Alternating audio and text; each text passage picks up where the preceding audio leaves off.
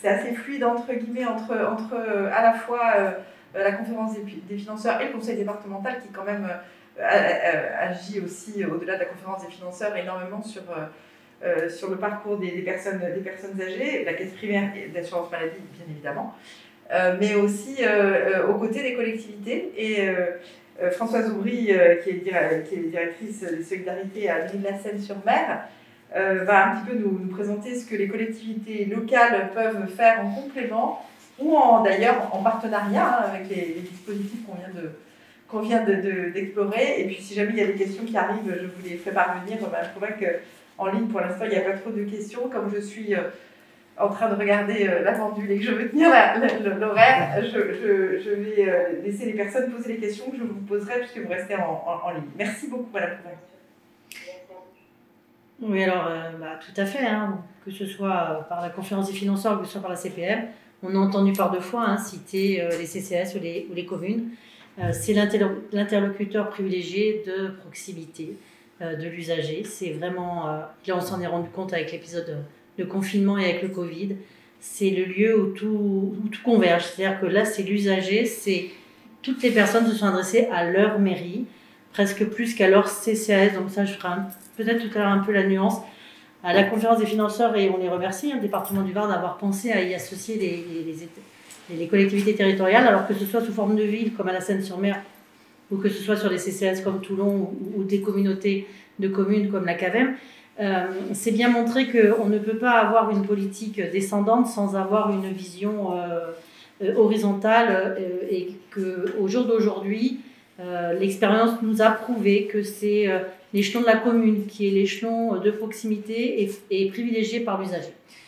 Et du coup, c'est aussi l'échelon privilégié par les autres institutions quand elles nous sollicitent. Donc, quand il a été question... alors, c'est vrai que la ville de la Seine-sur-Mer, alors je vais peut-être parler plus de ma ville et pas élucider sur les autres villes ou les CCS. La ville de la Seine-sur-Mer a toujours été impliquée dans la politique senior sur différentes modalités. Et le bien vieillir à la Seine-sur-Mer n'est pas uniquement une vision d'action sociale. C'est peut-être là où, du coup, je serais tentée de privilégier la ville plutôt que le centre communal d'action sociale, parce que tout un chacun ne se sent pas en besoin d'action sociale lorsqu'il va vieillir sur son territoire, et que la loi de 2015 sur l'analyse, sur oh mince, l'AVS, mais du coup je suis non, même le vieillissement de la société, l'adaptation de la société au vieillissement a malheureusement mis un dernier paragraphe qui a été très peu utilisé, et comme on l'a vu aussi sur la loi de 2005 sur le handicap, qui était la prise en compte du vieillissement de la population par l'intégralité des politiques publiques territoriales menées sur les communes.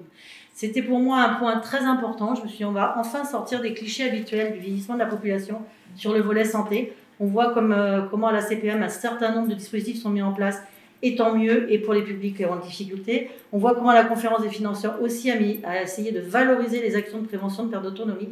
Mais bien vieillir, c'est aussi vivre dans une cité qui est adaptée pour qu'on y vieillisse bien. Et c'est là où, du coup, je dirais que l'échelon de la ville a un petit plus par rapport au CCAS. C'est que à la ville, on y gère des bibliothèques, on y gère des services sportifs, on y gère des services d'urbanisme, on y gère des transports. Et que lorsque cette politique, et là c'est bien une volonté à un moment donné politique municipale, elle est menée en transversalité, on a une approche de l'évolution de la population, on a une rencontre avec ce public tout au long de sa vie, et même au moment où on va délivrer un permis de construire pour un retraité d'une région moins ensoleillée qui va s'installer sur nos territoires, on peut très bien du coup lui apporter la connaissance de ce qu'il va trouver sur son territoire, comment il va pouvoir s'y ancrer, comment il va pouvoir ne pas s'y isoler par rapport à son tissu familial qui est peut-être resté dans sa région d'origine. Et c'est là où du coup la ville, à travers tous les dispositifs qu'elle peut mettre en place tout au long de sa vie politique, de sa vie municipale, va pouvoir le permettre. Donc c'est vrai que du coup, à la Seine-sur-Mer, le Centre local d'information et de coordination, dès 2002, lorsqu'ils ont été mis en place, c'est la ville qui s'est portée candidate pour le porter. Cet outil qui a été co-géré pendant quelques années entre les ex-DAS et le conseil départemental est un outil qui est maintenant qui est resté au conseil départemental, qui reprend la main avec ses contrats pluriannuels d'objectifs et de moyens, où on revoit l'utilité qu'il peut avoir, puisque c'est quand même le lieu, tout le monde n'ira pas dans un CCAS. Je le redis, tout le monde, moi j'ai plein de seniors qui disent mais j'ai jamais eu besoin d'assistante sociale, donc je viens pas vous voir, j'ai pas besoin de l'APA parce que j'ai pas besoin d'être sociale, et leur expliquer que ça n'a rien à voir, c'est vraiment la mission du CLIC. Donc on est vraiment un lieu d'information, un lieu d'écoute, un lieu d'orientation, un lieu d'animation du réseau. Et c'est dans l'animation du réseau que du coup on enrichit notre politique, puisque c'est grâce aux partenaires qu'on peut enrichir tout ce qu'on va mettre en place, et sur une approche très transversale et très pluraliste. Enfin, on ne va pas rester, c'est pluridisciplinaire, c'est pas uniquement le volet médico-social qu'on peut explorer quand on veut avoir une société bienveillante envers le bien vieillir. Donc ça, c'est un des aspects, donc les clics qui sont tenus par les communes. Alors, tout le monde n'en a pas. Théoriquement, le nouveau projet du département, c'est de mailler l'intégralité du territoire. C'était déjà le projet en 2002. Espérons que cette fois-ci, vous arriviez à votre objectif, parce que vos collègues du département qui gèrent la PA sont bien contents de tomber sur un territoire où il y a un clic, parce que du coup, souvent, le travail est bien avancé. Nous avons également été très, très sollicités au moment du Covid. On a été présents tous les jours pour recevoir les appels, pour savoir comment avoir des courses, comment aller à la pharmacie chercher les médicaments, comment s'inscrire pour avoir les masques. Enfin, le clic a été éminemment sollicité. On a aussi ce registre communal des personnes isolées. Donc il y a aussi cette mission qui a été confiée aux communes suite à la canicule de 2003 avec la loi dite de solidarité. Donc on a aussi là un gros travail à faire pour identifier le public isolé. Ça s'est enrichi cet été avec la mise en place des comités visa, veille contre l'isolement social des aînés, que nous devons mettre en place. Toutes les communes doivent mettre en place ces comités. Ils nous sont tombés dessus par un mail un peu brutal début août, nous demandant, alors qu'on était en vert, de contacter toutes les personnes inscrites sur le registre canicule. Donc c'était un peu compliqué de leur expliquer que ce n'était pas pour ça qu'on les appelait, mais que c'était pour autre chose, avec du coup une demande de travail sur des appels de convivialité, de lutte contre l'isolement, puisqu'effectivement ce que vous disiez, c'était d'aller chercher les gens qui ne viennent pas aux ateliers. Donc pour aller les chercher, c'est vrai qu'un territoire communal, il va aller au plus proche, parce qu'on va les croiser à différents moments. Et on va mettre en place ces comités. Donc avec le CLIC, on va essayer de s'appuyer sur nos partenaires, que sont les services d'aide à domicile, que sont tous les services, pour qu'on repère ces publics isolés et qu'on les amène, du coup après, aux ateliers de prévention de perte d'autonomie qui nous sont proposés par la conférence des financeurs, mais que la ville a elle-même développé depuis de nombreuses années, puisque nous avions déjà des ateliers du bien vieillir pour les publics empêchés, où nous leur permettions de voir un lieu de lutte contre l'isolement, de rencontres, à travers des activités qui pouvaient leur plaire. Donc on a essayé de chercher tout type d'activités pour attirer le plus possible, puisqu'on voulait prévenir la dépression, on voulait leur permettre de continuer à être dans la société. Donc en lien avec le CLIC, lorsqu'il y a un dossier qui arrive, avec au niveau de l'assistante sociale d'une dame qui vient de perdre son mari, qui est perdu, et à qui, au-delà des aides administratives qu'on peut lui apporter, on peut aussi lui offrir un lieu de resocialisation, surtout sur les aidants, quand à un moment donné ils ont été isolés du monde extérieur, en aidant leur aider pendant des années, comment leur permettre de sortir de cet isolement. Donc ça, c'est aussi ce lien qu'on fait parce qu'on est une ville.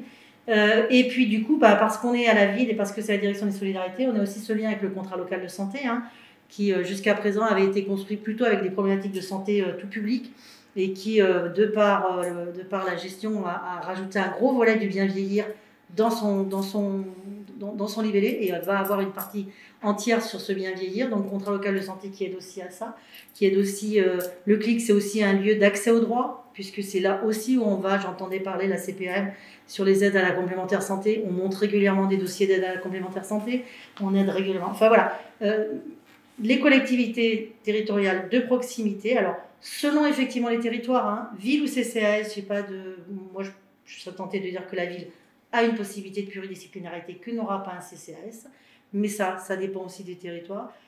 L'échelon intercommunal, oui, sur des grands développements, de grands dispositifs, mais très honnêtement, moi pendant le confinement, pour avoir été en contact tous les jours avec le public, c'est à la mairie qu'ils se sont adressés. C'est que fait le maire pour nous.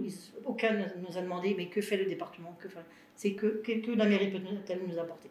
Donc voilà, donc un outil indispensable dans les communes, une prise en compte vraiment au niveau communal de cette adaptation de la société au vieillissement. La ville de la Seine-sur-Mer était une ville connue pour être jeune, avec des quartiers politiques de la ville. Elle vieillit comme toutes les communes, elle a plus de 30% de seniors et elle est bien partie pour atteindre les 40% dans les 10 années à venir. Donc, elle ne pourra pas évoluer si elle n'accompagne pas le bien vieillir. Alors, un point important qui va faire la liaison avec les interlocuteurs suivants, c'est que du coup, quand on est comme ça, tout maillé au sein même d'une ville, entre le CLIC, entre la conférence des financeurs et entre les différents services, la maison sport santé, qui va être aussi un outil pour nous de mise en place d'activités physiques adaptées. Donc, ça va être les suivants, c'est ceux qui vont parler après nous. Hein. Je vous fais une petite phrase de liaison. Merci Françoise, merci. C'est la richesse d'être sur un territoire et de toucher un peu à tous les domaines. C'est du coup systématiquement évoquer les sujets qui nous intéressent. Et puis surtout ne pas négliger, et ça je le dis aux acteurs sanitaires, aux acteurs institutionnels, c'est que tout ce qui peut être de l'animation festive menée au sein des villes pour les seniors, c'est aussi un lieu de repérage. Que l'on fête les noces d'or ou de diamant, que l'on fête le banquet des seniors qui peut-être cette année ne pourra pas avoir lieu puisque plus de 30 personnes réunies. Mais tous ces temps-là de rencontre, c'est des temps d'information, de sensibilisation et d'amener le public à autre chose. Et puis du coup, sensibiliser nos collègues. Quand on fait des travaux dans une rue, on envisage qu'il va y passer des seniors. Quand on fait un plan d'urbanisme, quand on va faire une rénovation urbaine sur un territoire, il va y avoir des seniors qui vont y vivre ou du public qui va y vieillir. Donc voilà, c'était un peu tout ce que j'avais à dire. Merci Françoise pour ton intervention et d'abord pour avoir fait le lien avec les intervenants suivants. Mais j'aime, et puis c'est qu'on partage cette vision de promotion de la santé qui, en effet, lorsque l'on accompagne les collectivités et quand on va vers les maires en particulier, certains pouvaient dire mais je n'ai pas la compétence santé. Le problème c'est que dès que l'on prend une décision politique, on s'occupe de la santé et de la qualité de vie des personnes. Et donc, comme tu le soulignes, en effet, quand on fait de l'urbanisme, on fait de la santé. Quand on prend des décisions au niveau social, on fait de la santé. Quand on fait toute la politique en fait, qui est faite à l'échelon municipal, impacte la qualité de vie des personnes, donc leur santé. Donc, merci Françoise pour... tu sais combien j'espère que on continuera à être partenaire sur le contrat local de santé et c'est vrai que cette vision globale me fait chaud au cœur. Merci d'être venu en témoigner. Et donc, je ne vois pas de questions. J'espère que, si jamais elles arrivent, je vous les ferai passer. Vous savez que de toute façon, vous aurez la possibilité de revoir, on fera des retransmissions de ces interventions. Et puis, vous aurez les coordonnées des intervenants pour pouvoir éventuellement leur poser individuellement quelques questions.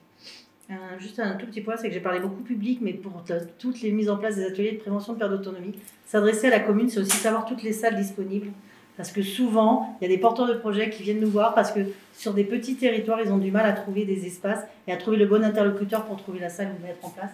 Et c'est vrai que du coup, la commune, elle connaît son patrimoine et elle connaît ses disponibles. Merci Françoise. C'est tout l'intérêt de les avoir associés largement comme on l'a fait dans le cadre de la conférence des financeurs.